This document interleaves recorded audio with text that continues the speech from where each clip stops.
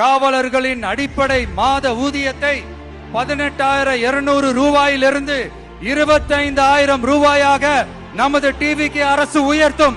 அதிக மன அழுத்தம் உள்ள பணிகளில் ஈடுபடும் காவலர்களுக்கு பணிப்படியாக மாதம் 1000 ரூபாய் கூடுதலாக வழங்கப்படும். காவலர் நலன் மற்றும் பணி நிபந்தனைகள் சட்டத்தை, அதாவது police welfare and working conditions act, நமது டிவிக்கு அரசு இயற்றும். அச்சட்டத்தின்படி காவலர்களின் பணி நேரங்கள் முறைப்படுத்தப்படும்.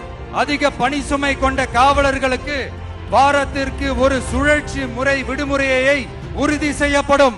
சலவை படியை, அதாவது வாஷிங் அலவன்ஸ் 500 ரூபாயிலிருந்து 1000 ரூபாயாக உயர்த்தப்படும். மேலும் மதுரை, கோயம்புத்தூர், திருச்சி, திருநெல்வேலி, சேலம் மற்றும் வேலூர் ஆகிய இடங்களில் காவலர் நல மருத்துவமனைகள் நமது டிவிக்கு அரசு நிறுவும்.